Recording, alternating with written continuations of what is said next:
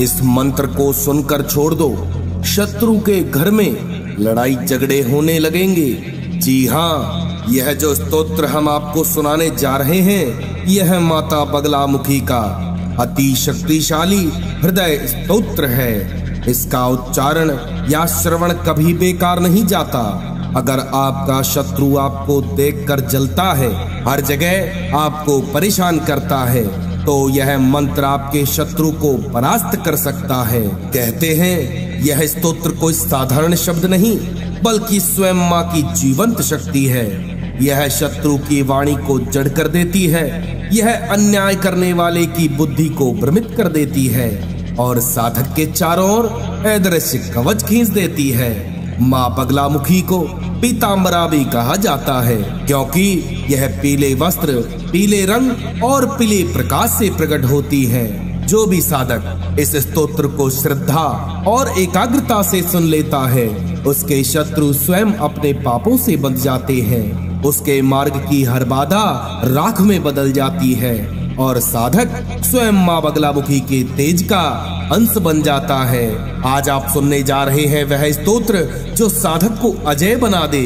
यदि आपको विश्वास है कि माँ की शक्ति आपके जीवन को बदल सकती है, तो इस स्तोत्र को बार बार सुनें और माँ बगलामुखी की कृपा को अपने हृदय में जागृत करें। माँ बगलामुखी का यह हृदय स्तोत्र साधक को जीवन में विजयी और आत्मविश्वासी बनाता है।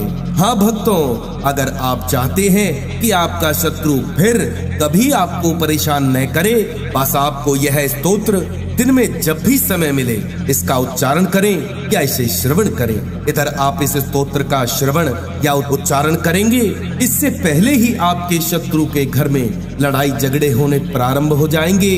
अगर आप भी माँ बगलामुखी पर पूरा विश्वास करके इस मंत्र का उच्चारण करें या इसे श्रवण करें, तो माता बगलामुखी आपको प्रसन्न होकर इसका फल अवश्य ही प्रदान करेंगी।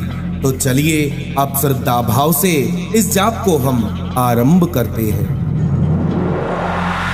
ओम श्री गणेशाय नमः। श्री बगलामुखी हृदय स्तोत्रम विनियोगः। ओम अस्य श्री बगलामुखी हृदय माला मंत्रस्य नारदः ऋषिः अनुष्टुप् छन्दः। श्री बगलामुखी देवता क्लीं बीजं क्लीं शक्तिः ऐं किल्कं। श्री बगलामुखी वरप्रसाद सिद्ध्यर्थे जपे विनियोगः ऋषियादिन्यासः। ओम नारद ऋषिये नमः शिरसि। ओम अनुष्टुप् छन्दसे नमो मुखे। ओम श्री बगलामुख्यै देवतायै नमः हृदये। ओम ह्लीं बीजाय नमो गुह्ये। ओम क्लीं शक्तये नमः पादयोः। ओम ऐं किल्काय नमः सर्वांगे करन्यासः। ओम ह्लीं अंगुष्ठाभ्यां नमः। ओम क्लीं तर्जनीभ्यां नमः। ओम ऐं मध्यमाभ्यां नमः। ओम ह्लीं अनामिकाभ्यां नमः। ओम क्लीं कनिष्ठिकाभ्यां नमः। ओम ऐं करतलकरपृष्ठाभ्यां नमः। हृदयादिन्यासः। ओम ह्लीं हृदयाय नमः।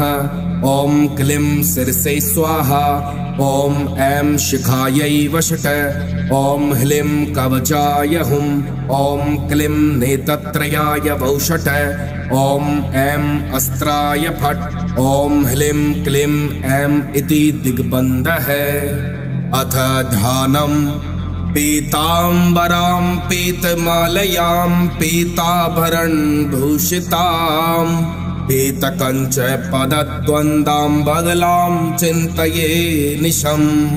पीतशंख गदा हस्ते पीतचन्दन चर्चिते बगले में वरम देहि शत्रु संग विदारिणी। अथ जप मंत्र है। ओम ह्लीं क्लीं ऐं बगलामुख्यै गदाधारिण्यै प्रेतासनाध्यासिन्यै स्वाहा। स्तोत्रम्। ओम वन्देऽहं बगलां देवीं पीतभूषणभूषितां तेजोरूपमयीं देवीं पीततेजः स्वरूपिणीं ददाभ्रमण भिन्नाभ्रां भ्रकुटी भीष्णाननां भिषयन्तीं भीमशत्रुन् भजे भव्यस्य भक्तिदाम् पूर्णचन्द्रसमानाशां पीतगन्धानुलेपनां पीताम्बरपरिधानां पवित्रामाश्रयाम्यहम् पिलयन्तीमनुपलं प्रसमेक्ष्यावनीतले पीताचाररतां भक्ता स्तम्भवानीं भजाम्यहम् पीतपदं पदद्वन्द्वं चम्पकारन्नरूपिणीं पीतावतंसां परमां वन्दे पद्मज्वन्दिताम् लसच्चारु सिञ्जत सुमञ्जीरपादां चलत स्वर्णकर्णावतं शाञ्चितां श्याम वलत्पीतचन्द्राननां चन्द्रवन्ध्यां भजे पद्मजाधियस्तपादपद्माम् सुपीताभयामालया पूतमन्त्रं परमं ते जपन्तो जयं सलभन्ते रणे रागरोषापलुतानां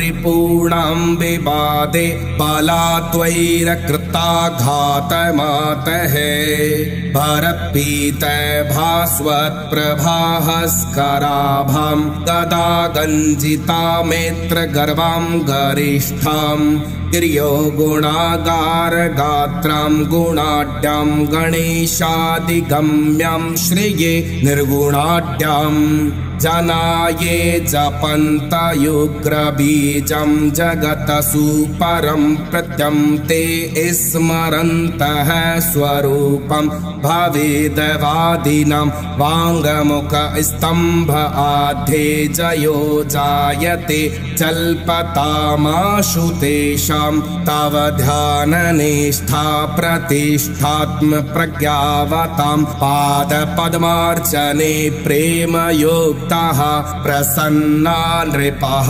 प्राकृतः पंडिता वा पुराणादिका दासतुल्या भवन्ति नमामस्ते मातः कनककमनीयाङ्घ्रिजलजं बलद्विद्युद्वर्णं घनतिमिर्विध्वंसकर्णम् भवाब्धौ मग्नातमोत्तरङ्करणं सर्वशरणं प्रपन्ननानां मातर्जगति पगले दुःखदम्नम् जलज्योतसनारत्नाकर्मणि विषक्तामक भवनं स्मारमस्ते धाम स्मरहर हरीन्द्रेन्दु प्रमुखै अहोरात्रं प्रातः प्रणय नवनीयं सुविशदं परं पीताकारं परिचितमणि